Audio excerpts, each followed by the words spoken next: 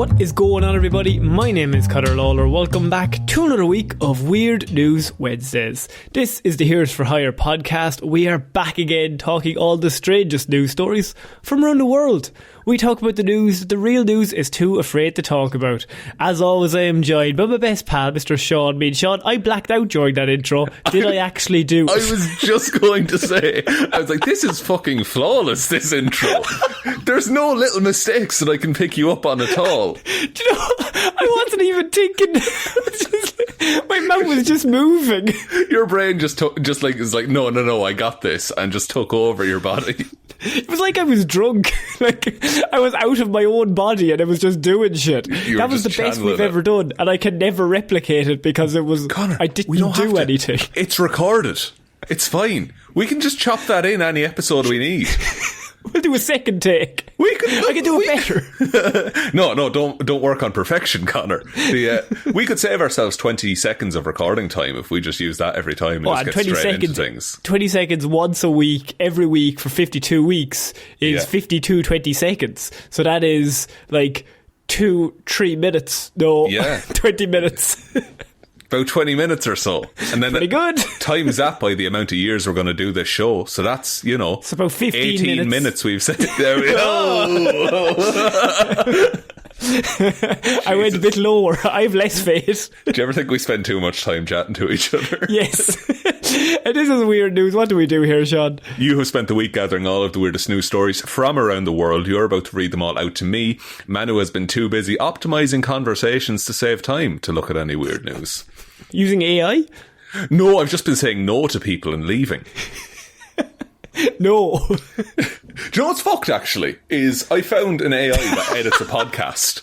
Fuck off. It's like, those podcasts you see that have video because people want, I don't know, for social media you need video. Yeah, but my favourite video, by the way, was that video with the two women who were just like, I would buy that restaurant. Yeah, it was like it was a dude bro podcast, but they were doing it. It was so fucking funny. I don't know their name. I would love to give them a shout out, but I can't remember it. Buy all the utility companies and then make money every time. Just simply pass go. But you literally, you like put in the video, put in the audio, be like, that's when this person is speaking. And then you just press go, and this fucking thing chops up the whole podcast and does it for you. Like, what? Now, I hate AI, right? But I also hate editing podcasts. That is true. But I have a follow-up. Would it understand our accents? See, this is the thing. It doesn't matter what's being said. Now, the accent thing comes in when I do captions for, like, the videos we put up. Nothing. It doesn't understand the fucking word. I basically have to type it by hand. It's hilarious. But this one just detects when noise is being made, when someone is talking. So if you imagine it, you have a camera on you, I have a camera on me, and then there's one on the both of us. It'll just cut between those. If we're talking at the same time, it'll go to the wide camera. It's fucked. Okay, so what you're saying is we need to start a Dude Bro podcast where we talk about shares and crypto. Yeah, and I think we're the two men best suited to cover that. Now that the crypto bubble has popped and NFTs are dead. We're coming in hard. Once it's in flames, we're coming in on that. Not when it's hot. We don't need it. That's when we jumped in on the comic book movie news. Right at the end of saturation on that one. Right around Avengers Endgame. Yeah, that's... Now's the time. People have been crying out for two more white guys to talk about. People are never going to get sick of this. It's the best. We'll never get sick of this. Oh man. So look, this is weird news. By the way, Movie Monthly's out next week. So next pretty week, good. Folks, very excited to talk about. A shit ton has happened, actually. So much. It's great. There's news. This is weird news. And we're going to start this week, Sean. I've got two options for you. Okay. I've got 1, seagull, 2, donkey. It's up to you where we start. This is around the world this week. I've got 2 weird news stories regarding both of them. Hang on. No, I've got 1 weird news story regarding both of them. There you go. There's not one story that combines a seagull and a donkey. That's not on the table. Unfortunately, I don't have that this week, no. Okay, well, I'm going to have to give a shout out to my boy Jesus and pick the donkey. Shout out to the big Jason. You don't hear too much of him these days. Yeah, he's very quiet these days. Very underground at the minute. Oh man, we're coming in hard at that bubble as well. Big. Now's the time. Now's the time. All the priests are dying out in Ireland. Every one of them is 93. You know what I mean? I do indeed. So we're starting up. You've chosen donkey. I will Donkey. lie, and I actually misread it, and it is a goat. But we're going to go with it anyway. Basically the same. Shout out to my friend Satan. Loves goats. Mad Big on into goats. goats, that guy.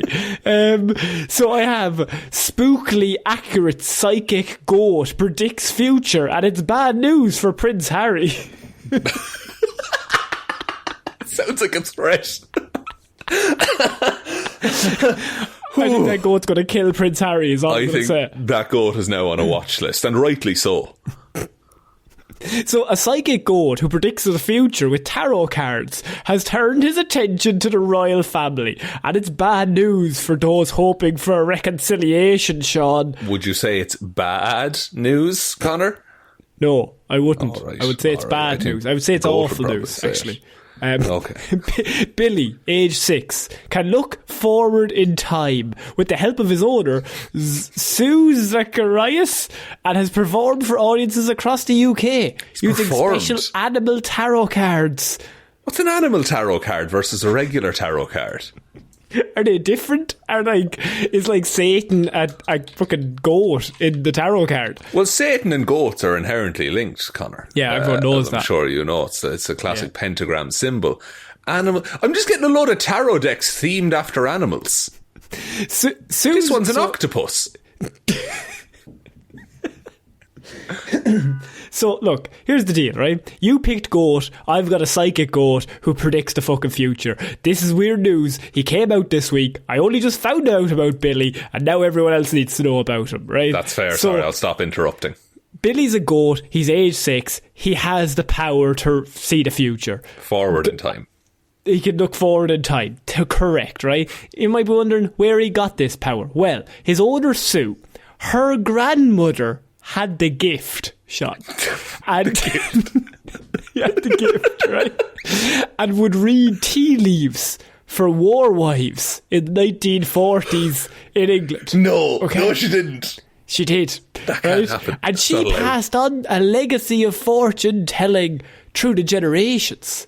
And then From mother to Sue- daughter.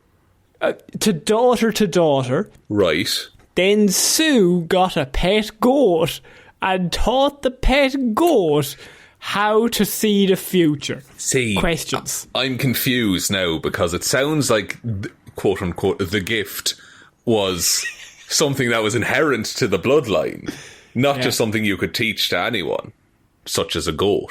So then it's not hereditary, it's teachable. And at that point, then anyone could learn it. That's the thing. She could have been passing this around. She hoarded this gift for herself.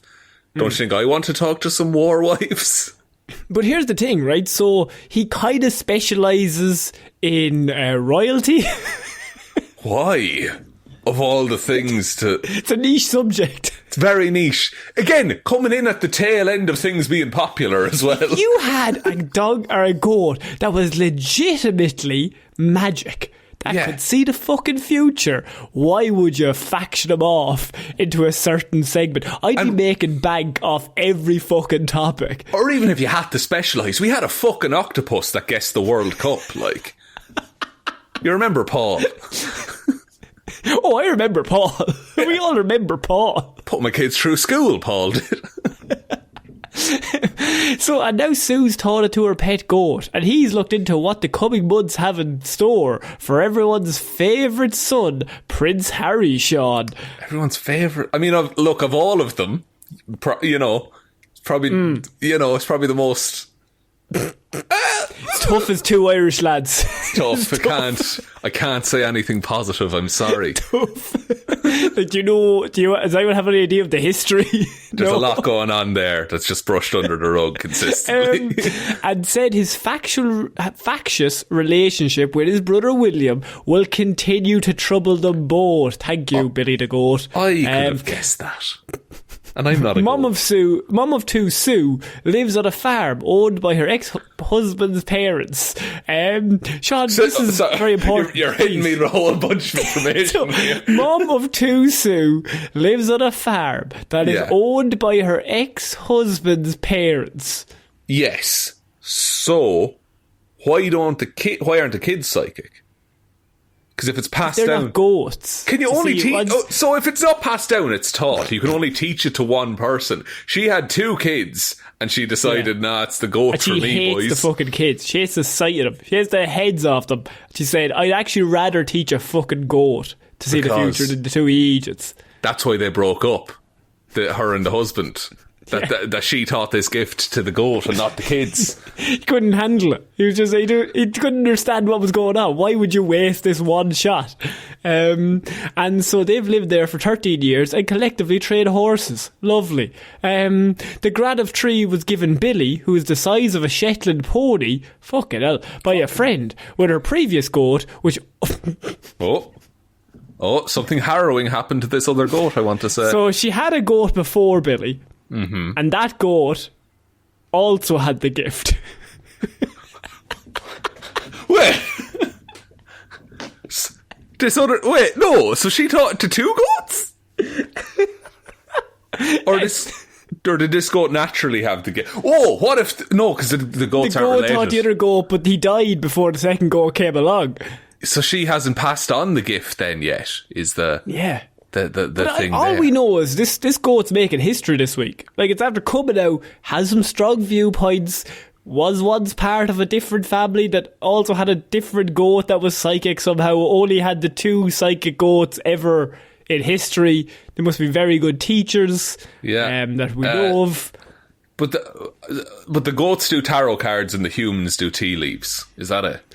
I'm trying to fucking rationalise this in my head. I think that's how it works, but how would you... Is that like it's a cross sports thing? How do you teach someone that if you're more in the tea leaves There's area? a transferable skill there in interpreting things to mean various things, I suppose, but I don't know if a goat's able to do that. How was he able to get so specific and be like the royal family? That's what this is about.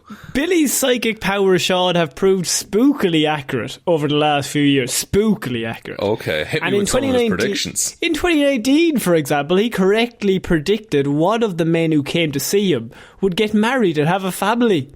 And in 2022, Sean, Billy, the man visited again. 2019, was there nothing on the horizon that you could have fucking warned us about? Nothing else. Can't think of anything else that's coming, lads. Really? I'd wager the wedding didn't even fucking go ahead because of the event that we weren't warned about. But he visited again with his wife and his baby in 2022, Sean. So, right. Well, their wedding plans were probably severely interrupted, Conor, if they had gotten married in years prior. I have tarot cards especially for animals, so he will choose a card with his mouth. It's incredibly accurate, she says. Is it though? How does he pick them?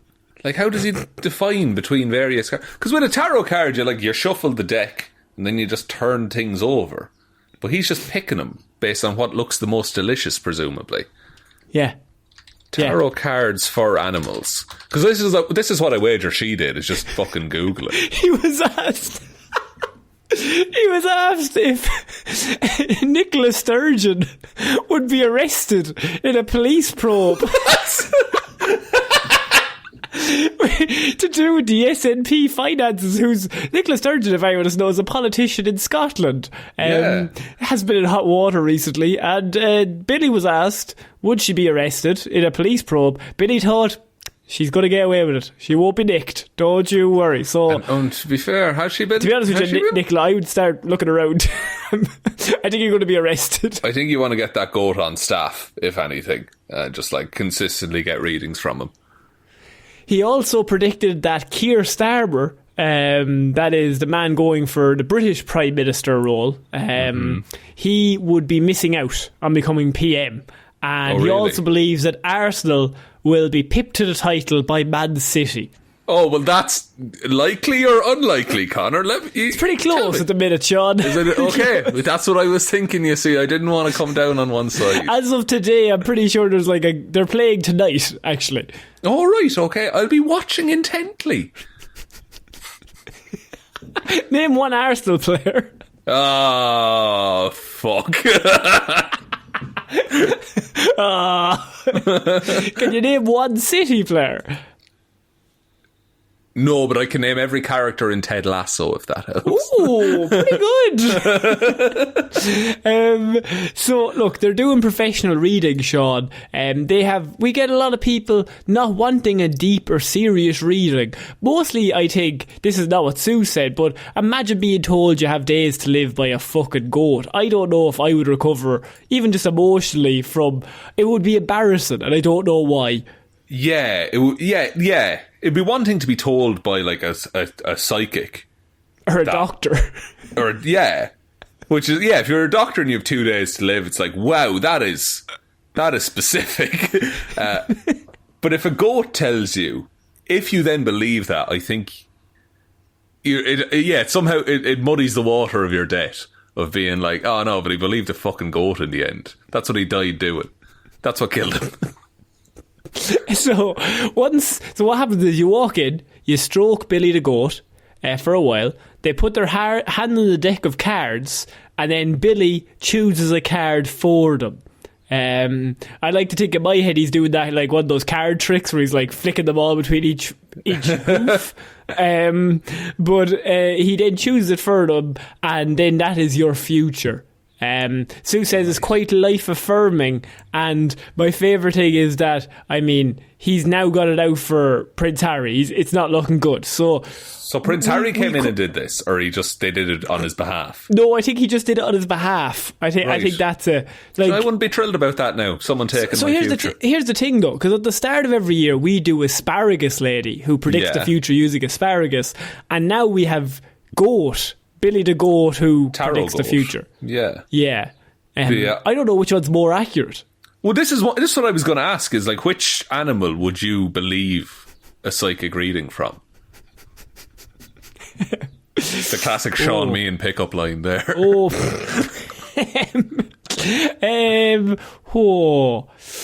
Dolphin? I mean, that's the obvious answer. They seem smart. They do seem smart. You're going smart animals, like... but I also think they're shithouses. Like, I think dolphins will kill you. So if they tell you, oh, you're going to be grand, I believe them. I'd check your six on the way out, is what I'd be saying there. I wouldn't trust them, but I believe them. I was thinking a raven. If a raven told my fortune, I'd be like, yeah, that's probably accurate. I think raven's the right answer. It's the only acceptable psychic animal. If a raven's in a tree and starts telling you your fucking future, I'm like, believe this that raven shit. knows shit. This raven definitely knows stuff. What's the least helpful?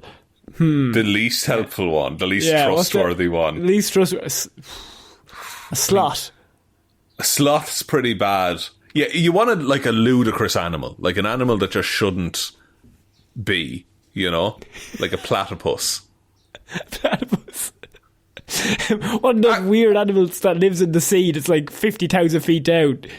Yeah, something like a blobfish or some shit like that, or like the one that are like it would be the most charming, but objectively, I feel that they'd be they would be too positive about the whole thing. It's like a golden retriever telling you your fortune. She's like, everything will be fine. Don't worry about it. You got 2 days left, bud. Don't worry about it. It's going to be a great 2 days. It's great. Yeah, going to go to the park. Be great. So I wanted to move from goats, Sean, because there's a bit of... I was going to say there's a bit of a glut in jobs at the minute. Maybe jobs are hard to come by for some people. Rise of inflation, Sean. You know all those terms. Where's this going? Like terms, environmental issues. That's all going on. All going on. But Sean, what if I could offer you the perfect job for you?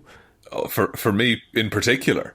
No, probably just mostly for everyone. I'm doing like the ad pitch. Oh, right. Okay, sorry. No, I thought you actually had something for me there.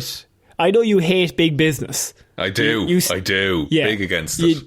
You do hate big business, but also you're very into like funding quiet people behind the scenes who quietly influence us all through media. Isn't that what you said to me? No, I think you've gotten the wrong end of the stick there, Conor. Not in favour of that, please. No, so look, you hate your job. You've told me off mic multiple times. You've said that to me, okay? For legal reasons, that's a joke.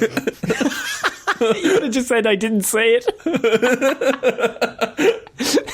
I may have said it, but it was off mic. But I was pissed at the time. But Sean, I have a new job for you at Blackpool Zoo. Oh? Because they're looking to recruit a human seagull. Yes, you can dress up in a big seagull costume. I don't know why. That's not the... How does that represent a seagull accurately, if it's the size of a person? So you basically have to dress as a massive... you have to dress as a massive eagle and keep the seagulls away. Is that... it's like a scarecrow for seagulls. You got that right. It's like a scarecrow for seagulls. Because seagulls bastards. We all know that. Yeah. What are seagulls afraid of? Eagles. Because they sound too similar. They sound too similar and they share the same syllables.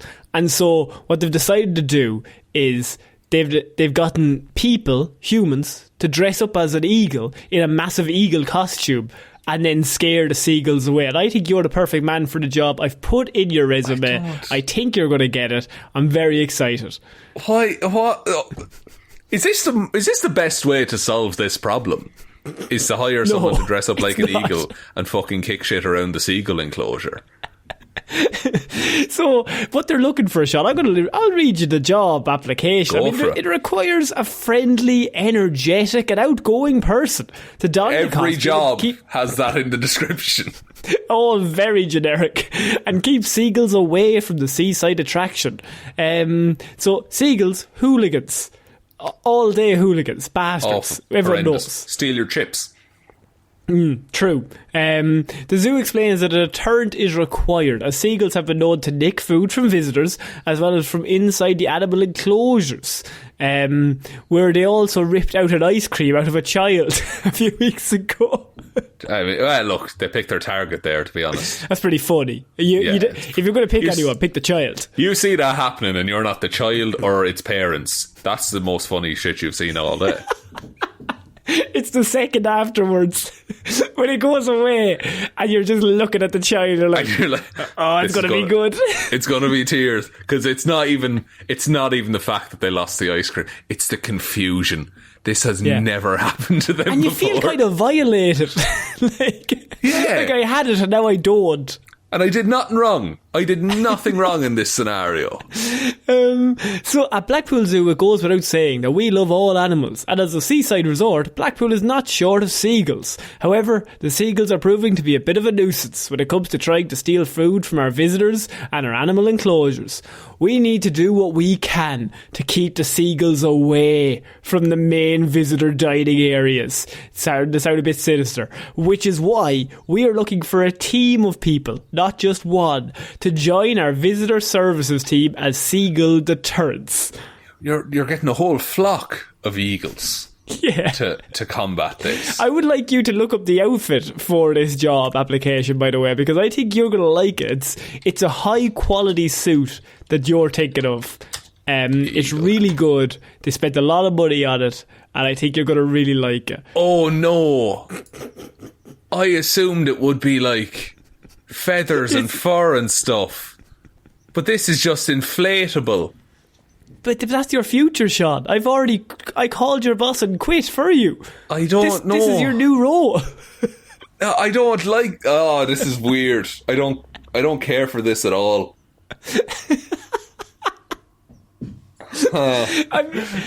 What's this gap in your resume? Well, you're not going to believe me. But you and several thousand seagulls, I'm the worst thing you've ever met.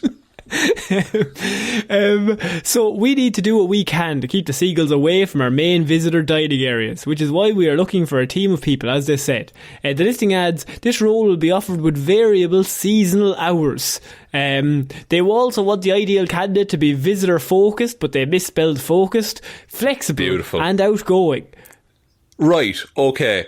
Couple of questions here. Number 1, what's the pay? Do they list the pay for this ridiculous job on their website? Do you think they list the pay to dress up as an eagle? They did not. Because why would that be relevant information for applying for a job? It's a competitive wage. Oh, is it now? Is it minimum? Because that's probably what it is. It's pretty competitive. A lot of people on it. It speaks volumes that none of their staff could just be like, this could be added in to like do an hour in the seagull outfit. You know? Like it means the seagulls, they attack, I assume. And why would you give like an inflatable suit for beaked enemies? Like, yeah, because they're going to just pop you and then they're going to kill you. And then you fly away like a balloon in the air. Like, and then you're dead. They're confused, but also respectful. Yeah, because, you know, they're not bad guys at the end of the day. No, they are. Seagulls are dicks. Oh, of course. Do you think there's like a big long training thing of like them doing brainwashing to be like, seagulls, they're the worst thing that's ever happened to all of humanity. You have to just like indoctrinate all of these fucking workers to dress up as eagles. They have like their eyes like sellotaped open just to see seagulls. Is it that out of pocket to just release an eagle? I don't know. But how do you train the eagle? You can train eagles fucking easy. There's trained eagles. Also, you're a zoo. Yeah, you probably can't just let the animals kill each other. Otherwise, tickets would be a lot more expensive. What's the natural predator of the seagull? Of that course. That is what we need to know here, Sean. Natural predator of... No, skip past bobcat. I assume it's the eagle, but we can go one more. Natural predator of the seagull. Raccoons, minks, foxes, cats, birds of prey. I've got this figured out, Connor. Okay? And I'm going to do possibly the riskiest Google search I've ever done on this show. Which is... This is Blackpool, this zoo is? Yeah. I'm going to Google Blackpool furries. And we're going to see if... There's a meet-up in Lancashire, Connor. So what you do... You fucking get them lads in their big cat costumes. Ready. They're already set to go.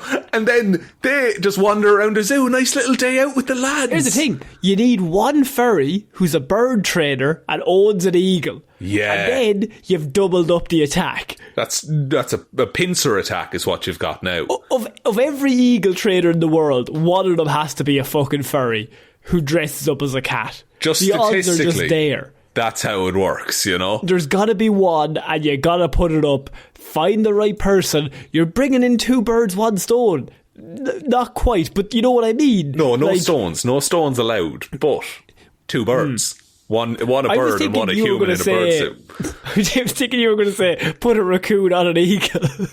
Oh, that's also... I mean, that could do well in terms of like zoo attractions. You train them to be friends and they fight together. I love the idea. This is all going on and none of it is an attraction. The zoo is just really boring and there's like a whole fucking animal war going on to the side. Because it sounds like just the seagulls are just rocking up to the zoo. Like, it's not like there's a seagull exhibit in the zoo, you know? No, they're just there to wreck people's days.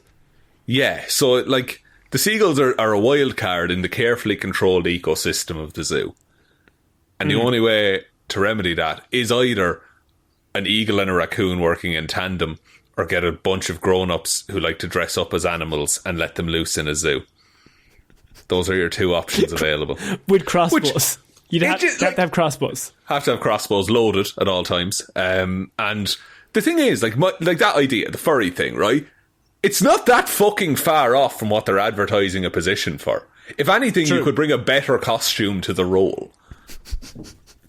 Yeah, the furries would actually have a decent costume there, rather than the blow-up one. Yeah, so like I think they'd be insulted if you made them wear the blow-up one.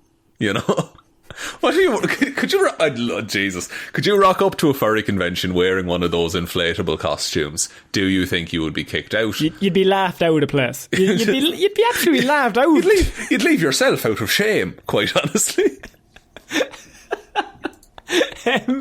So, okay, Sean, I want to move on to our next piece of news because delete my history. There's delete that, bro. Delete that. What I have here is a story that was sent in to us by one of our patrons, Conor. Not me, different Conor. It's a popular name here in Ireland. I do get confused. There would be no point in me giving myself the patron support fund, just because, I mean, it would be pointless. You are just giving money to Patreon at that point. Yes. But yeah, so one of our patrons, Conor from Conor and Lorraine, I'm doing from the patron name, he has sent in a story that I think might be of interest to you, Sean, in that group sets record for world's largest Dungeons and Dragons game at Provo Hall with a total of 1,227 players participating in it. God. How does that work? Like, how long does the combat phase take? Because everyone gets a turn. Yes. But was there like several games in the same story, or was it just one fucking big DM? Like, so okay, so Ashby Long dreamed of hosting the world's biggest Dungeons and Dragons game. Shortly after opening his store in the mall, he decided to make that dream a reality, and he contacted Guinness World Records. To break the record, Guinness told us we needed over 500 people, Ashby said. So the crowd on Saturday more than doubled what they needed. Tables and chairs crowded where people filled the hallways and open spaces on both levels of the mall throughout the day, with many participants dressed in costumes. So any sort of D&D event I would want to be a part of, but especially one where they're trying to break a world record. It's like, I wouldn't miss this, said Arisa Huffcut, which has got to be a D&D name. You'd hope, I mean, if it's not, you're perfectly set up to be a main character in your own life.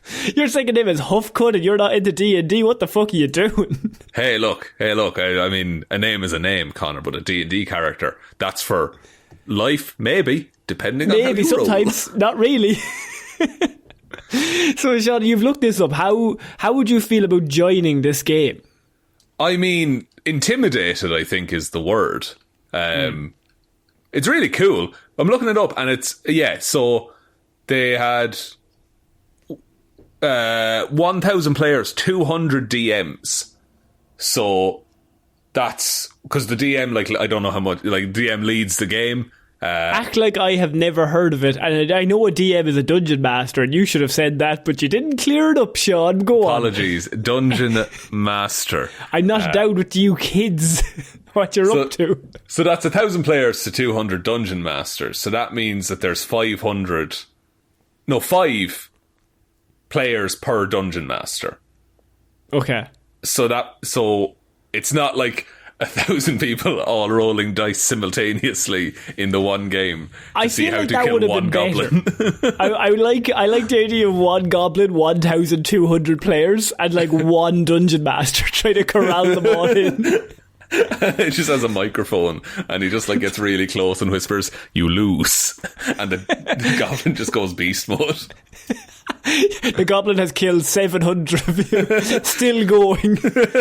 He has not stopped. He's gotten RSI from rolling so many dice all at once. But look, the event wasn't even advertised, but D&D players are a tight-knit community, Sean, and words quickly spread of the goal. 1,000 people pre-registered to participate, and even more showed up in the morning hoping to join.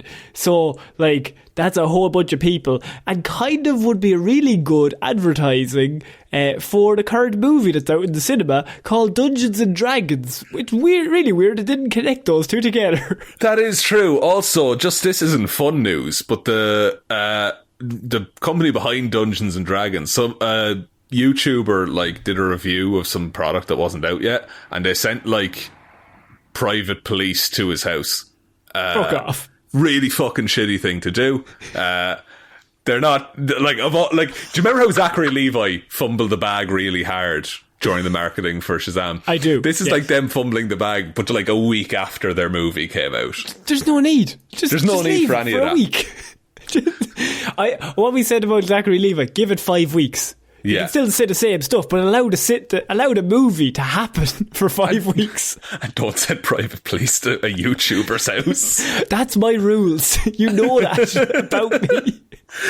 But like, the fair play to everyone for showing up. That must have been a nightmare to fucking coordinate, though. Like, so Johnny Jensen, I mean, these again, have to be has made to up. be a fake has name. to be made up.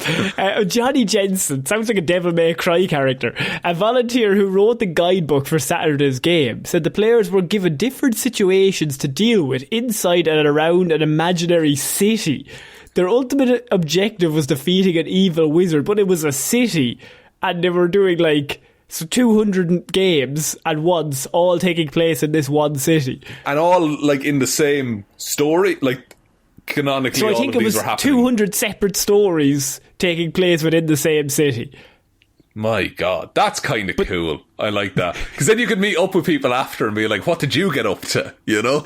Yeah, so as the game was played, a system of runners communicated information between each table That's and its class. dungeon master. That's unreal. So there was like an update of what was happening on the other side of the city. That's so, and you could coordinate things based on that. That makes me really happy. That's very fun. So we just wanted to talk about this because it's pretty cool, but also pretty fucking mad that you got 1,200 people going to do that. Sean, I feel like, I don't know if it would work in Ireland. You'd probably get 1,000 people. I think you would, genuinely. Like, you get a sizable amount anyway. You might have to advertise it a bit more, but people will travel for that kind of thing. D&D's big in Ireland. You know. What's your character in D&D, Sean? I have a hill dwarf cleric named Comrade. I knew you were a dwarf. Yeah, it fits. It fits with everything about me. He's mad for the drink. And So what about your character, though? but he uses his life magic to cure hangovers. That's his whole deal. Right. And he doesn't use his life magic to heal himself after battle. It's more just for the hangovers. No, he'll heal himself after battle. He's very strong boy, Conrad is. Good constitution on him. I'd be a bastard. I would love to play D&D with you, but you would do the most slimy shit in the world. I'd be like, how can I betray Sean in this situation? I stabbed Conrad in the back and run, leaving him as a distraction. A massive evil wizard shows up. What will you do? I stab Sean in the back first, and then I take up my feet for the rest of it. I negotiate terms with the wizard. I sacrifice Sean as my prop. I'm like, allow me to pass, and you can feed. I swear. He's full of ale. He'll be delicious. Okay, Sean, I think we need to move on because what we have next is a mystery that I think you need to solve because woman claims she received 150 soft drinks and delivered over the course of 3 days for no reason. I'm still not sure where they're coming from and how they're even getting here, she said. Right. Okay. And like in cans, in bottles, loose. Just a bag of An liquid. Australian woman has lured in internet sleuths to figure out why she's been receiving numerous bags of Powerade, Gatorade and other various soft drinks without ordering them.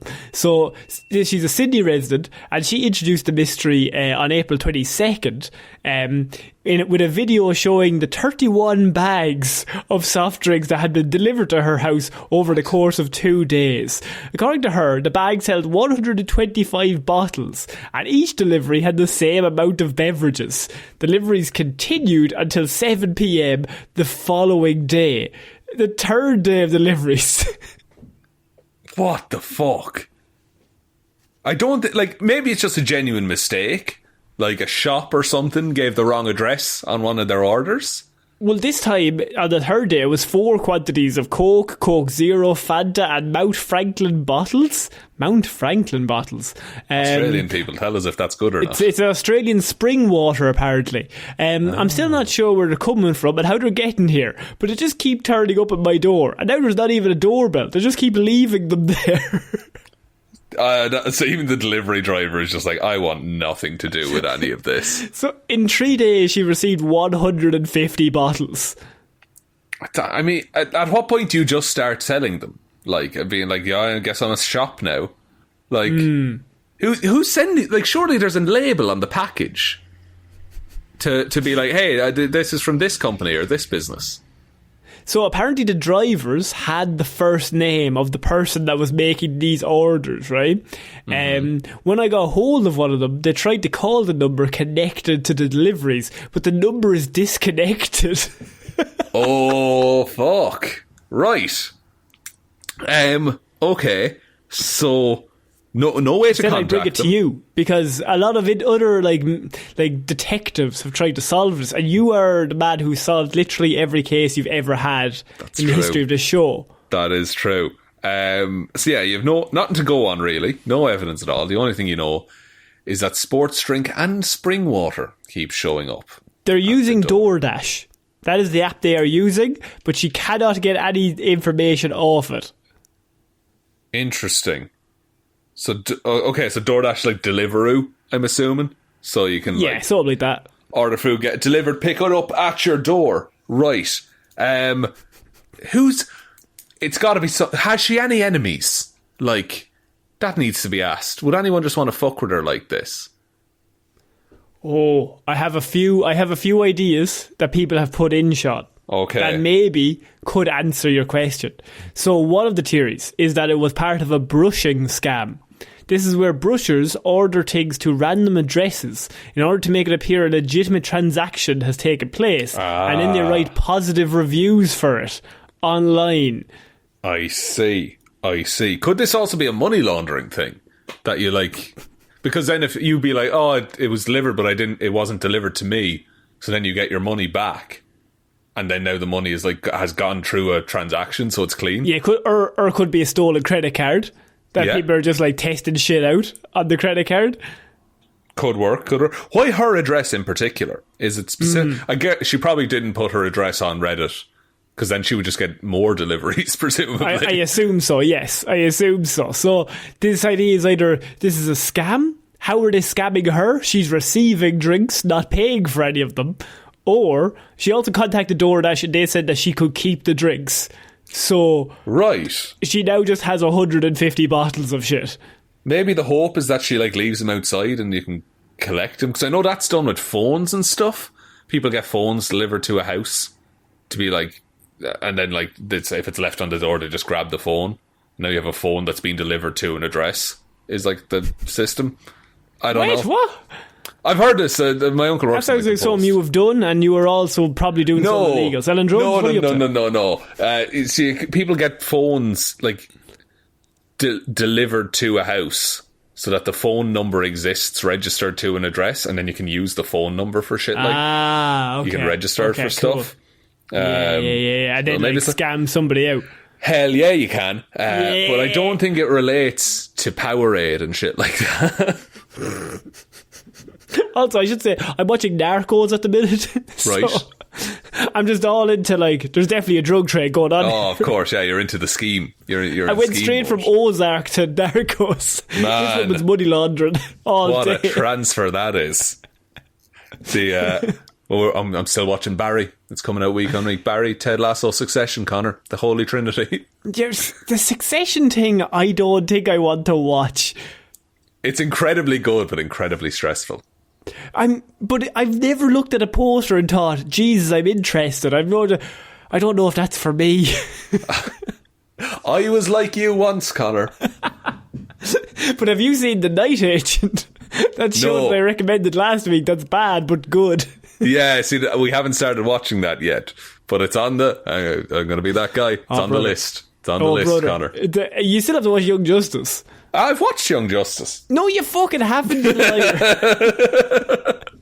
Don't be lying to me. Never told a lie in my life. What happened in season 2 of Young Justice? The Young Justice League, they solve some crimes, they have a bit of a falling out, they patch things up at the end. Oh, God damn it, he's right, but I hate it. Swing in the dark. Lucky guess.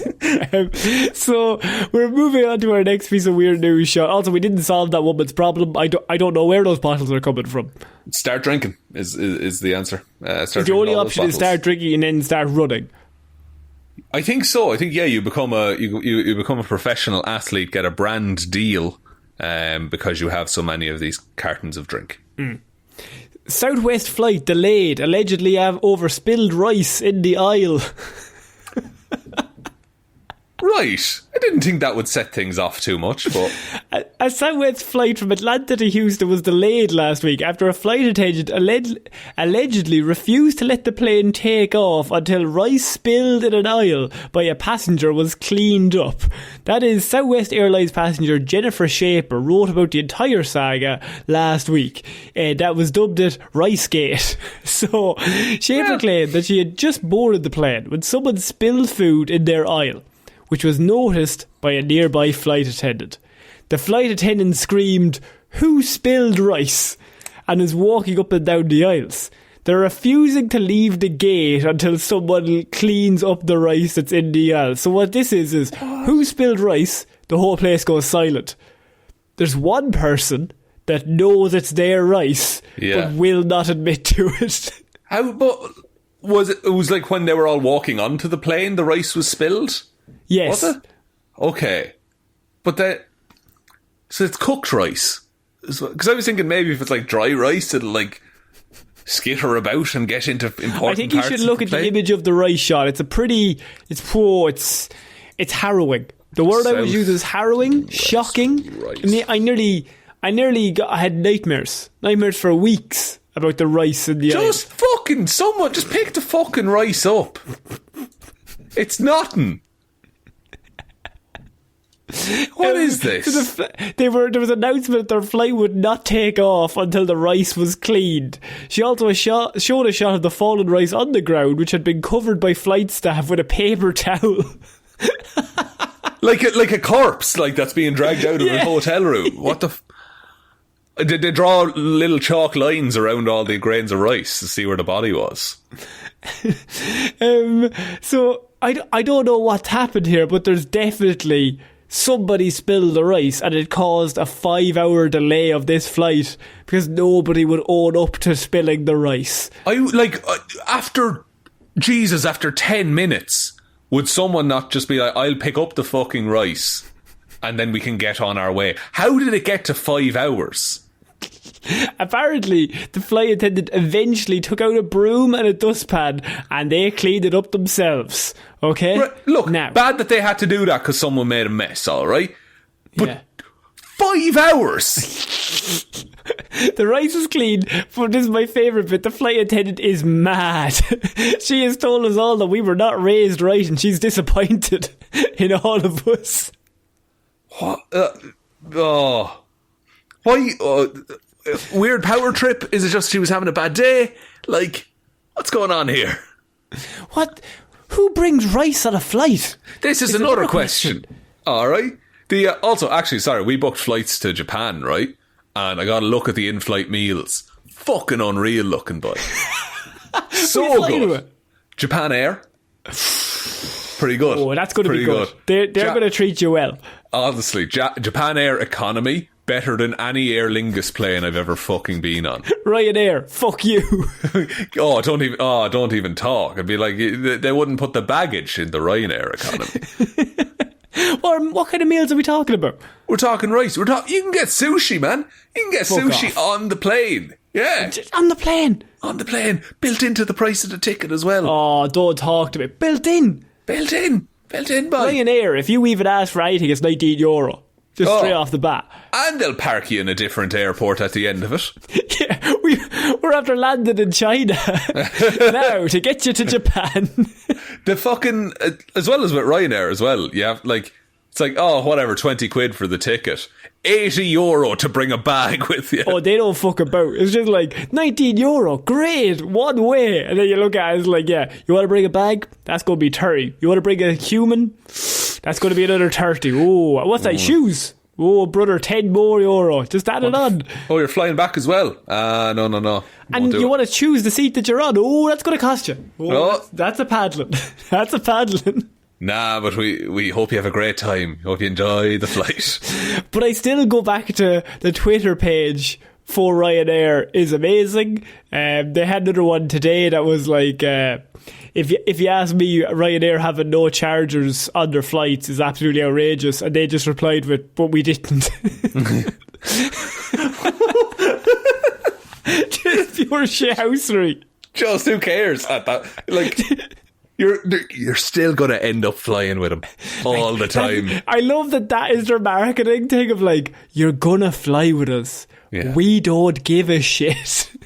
We'll get you there and we won't crash most of the time. They like neg you. They neg you into flying with them.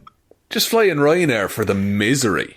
Like, you hate us, we fucking hate you, but you need us. None of us want to be here, but we're getting paid. Sean, we're moving on to our next piece of news, and I have a man tried to climb one of Canada's most famous public artworks, then got trapped inside it until rescuers found him. It's poetic, really. He became part of the artwork for a minute. So this is reminded me, and this is a very specific reference that only you will get, the Nace Ball. The Nace Ball, of course. Wow. So I'm not going to get you people to look up the Nace Ball. It's just an Irish thing that's just a big fucking ball. Big sculpture on a motorway. It's a big sphere just outside of Nace in Kildare. Yeah. And everyone's like, there's a Nace Ball. If you're from the country, it's how you know you're getting near to Dublin, is when you see the big Nace Ball. Did you know it's a time capsule, Conor? No way. There's a rake of shit in there from the 80s and 90s. I'm robbing it. I'm going straight there. Well, this is the thing. If we push hard enough, will it turn over and all of the contents tip out? My favourite thing I ever read about the Nace Ball was when Paul Mescal comes back to home, he's going to have to introduce Phoebe Bridgers to what the Nace Ball is. Absolutely he will. And I guarantee he did as well. There was a Guinness ad. Michael Fassbender walked past the Nace Ball. He did that ad. He did. Oh, he did indeed. That was the most star-studded ad I think I could ever think of. Just because not even Fassbender. Fassbender is alright.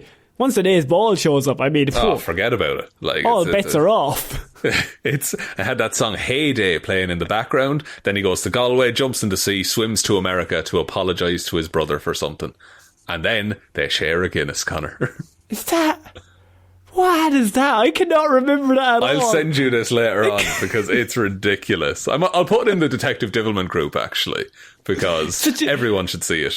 And how old is Fassbender? Oh, he must be like early 20s. Oh, it's like really ages ago, like. It's ages ago, like it's early 2000s. Okay. I want you to look up this artwork, by the way. Canadian artwork.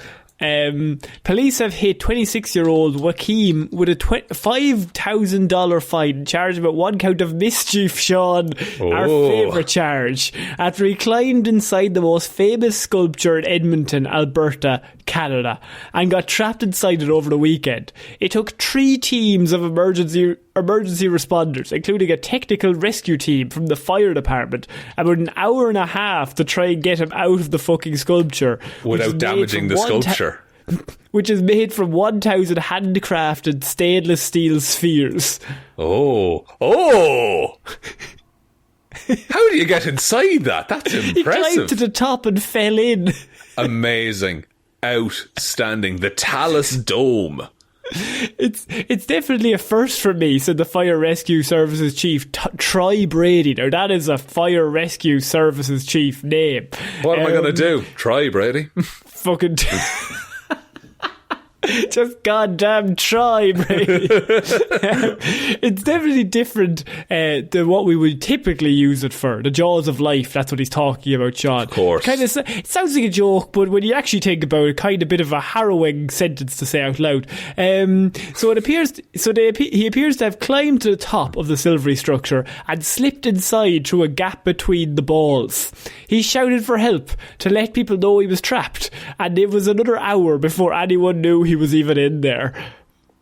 It sounds like a structural flaw in the balls, to be fair, that they didn't... the artist probably didn't plan to have someone climb on top of it. Yeah. Surely, it's got to pop into your head, I should make all these balls really secure. Connor Swint has then commented and said, it was kind of like watching a mouse fall into a bucket. A local resident who witnessed the incident while out running. He was just kind of running around inside of it, starting to freak out because he couldn't get out. mean, you would, wouldn't you? But would you? Like, he's already broken it, so why not just start smashing the walls of the thing? So you're thinking take the whole thing apart? I'm thinking, like, in for a penny kind of a thing. Like, yeah, you're forgetting Canada, world's nicest place. That man isn't going to cause any damage to that thing. Well, he's already caused damage to the thing, Connor. You know, be that by accident or no, the sculpture's damaged. The sculpture cost over $500,000 to build, according to the local paper. Oh, no. And so apparently they moved it in 2018 to avoid additional vandalism to that area. Before, right? Yeah. The name Talus Dome is a reference to the talus earth formations that naturally accumulate at the base of steep slopes, Sean. Interesting fact. Sounds like something that's in National Treasure 2 that he uses to solve a riddle. Yeah, it's a clue to another clue. So apparently, this view proved hard to resist, Sean. And he said, I just wanted to go on an adventure. And I climbed up there and I ended up slipping and falling through. When he realised he was stuck, he thought to himself, this is bad. Yep, that's me. Bet you're wondering how I got here. So, Sean, I want to put you in that scenario. You fall in. Yeah. And I think for the first minute or two, you keep it cool. You're like, it's probably easy to get out. Yeah, I got in, I can art. get out again. Yeah. And then, as you try and move them, and they all will not budge, and then you look up, and the gap that you fell through is like 12 feet in the air, and you're like, oh, I can't get out. But, like, do I have my phone on me? Because I would just call a friend with a ladder and some rope. What if you broke your phone on the fall? I mean, yeah, like a sphere. Statistically, the hardest shape to climb, I'm sure you know. I'm kicking. I'm just kicking at the weakest looking ball to try and force my way out. They're all the same. No, they're different sizes and stuff. So what you're thinking is you're like going to walk. You're going to walk around with your broken phone, clinging them, and you're looking for a hollow one. No, I'm not even attacking the spheres directly. I'm looking for the weakest linkages between spheres, and I'll systematically deconstruct the sculpture from there in such a way it can be put back together. I'll be honest with you, you will be stuck in there for days. No, not at all, Connor. Not at all. This is one of those scenarios where you are just blindly confident that you can do something with no evidence. Legitimately, I'll be out of there. I will get out of there. Legitimately? Seconds. That's all it would take. No. It'll take time, but all I'm saying is... what time are you putting on yourself? What time do I fall in at? You fall in at 10:03 AM? AM. I'll be out of there by 3 PM. For better or worse, I'll be out of there. But like, there's help outside. You're like, stay away, you bastards. Look, like if the balls were able to break up top, I can break them down bottom. But they weren't broken. There was just a gap up top. How did he fall in such a fucking gap then? I don't know. He fell head first. Head first? Yeah. Head first onto his phone, did he? Yeah. He fell. Oh, you're trying to. I'm breaking your phone as part of the story. I don't know if his phone is broken. Well, alright, the phone is broken. That's fine. Now I have a tool I can use. I'm smashing the phone in between all the little balls. You're literally taking the phone apart within minutes. I'm not even taking it apart. Just like a phone is a solid enough thing, you know. I can use that to wedge. I can jimmy with that. What are you jimmying? The balls. I'm going to separate them. How? Okay, the way the spheres work, right? When they join, tell me how spheres work. When they touch, they only touch at one point. Okay, because of the way spheres are. So there's the very smallest bit of weld in between all of these. Oh, okay. All I need to do is fatigue that weld enough to the point that it shatters. That's the term you would use, okay? I just need to fatigue metal the weld. fatigues. It goes through Are you going to fatigue it by like mentally, like talking to it, maybe making it run? Yeah, I do that every Wednesday. But no, I'm like chipping away at it over and over again. Then I get a bit of wiggle going, and then I'm yanking on the thing, and then the ball pops out. Now I've got a ball to use as a hammer. But surely when the ball comes out, you're free. No, I need to do a couple of balls probably. Oh, sorry. So this is going to take fucking hours. I think what'll happen is you'll get your arm trapped and have to chop it off. No reason. Sean, are you holding on to the ball? Yes. So, Sean, I think that's it for this week's Weird News. Oh, we end on another mental triumph for Sean Meehan. Would you like me to take this out, Conor? Yes. Thank you, everyone, for listening to this episode of Weird News. We'll be back on Friday with Hero or Zero. Monday with Movies Monthly. That's Movie Mondays Monthly. We'll settle on a name. And then next Wednesday with another episode of Weird News Wednesday. Big shout outs to everyone over on Patreon. That's patreon.com/Heroes for Hire podcast. Shoutouts, of course, go to Róisín the Wife Palmer, Joe Burney, Ryan, Komatsu, Dozer, Enthusiast, Evanson, Anonymous Comrade, Viva La Revolution, David Clarke, Shaun Chuck in the Wash and It'll Be Grand Jamieson, Dominic, Anna Irish Walrus Forever Hjelmroos, Danny McLaughlin, Where We're Going, We Don't Need Roads, We Need Cake, Lordsmish, Michelle Browne, Michaela Doughty, Frost, Buster, Ed Ball, Lorraine and Conor have swapped the order of their names to purposely bamboozle Seán. Russ, I need some advice. ChatGPT advised me to send money to a Nigerian Prince Should I-Parfitt. Jackson Brueheim. Yes, absolutely. Send everyone money on the internet. Via patreon.com/Heroes for Hire podcast. That's what you said to everyone. Thank you also to Jackson Brueheim. Liz had a few too many on St. Paddy's Day and tipsily subscribed to the Patreon, and Ciara Lawler. Thank you all so much for the continued support. I really do appreciate it. And there will be a movie review going up soon on the Patreon. And you also have the Green Lantern review from this month that went out. So heaps of stuff over there if you're interested. There's also a merch store, heroesforhire.ie/shop. Twitter's @HeroesForHirePod. The 4 is the number 4. Facebook is Detective Devilment's discussion group. Instagram is Heroes for Hire Podcast. And the best way to ever help out the show is to tell one human being that we exist. Just the one, please. So I think that's about it, Conor. I think so. So I've been Conor Lawler. I escaped from a sculpture. See you all next week, guys. Bye. Bye.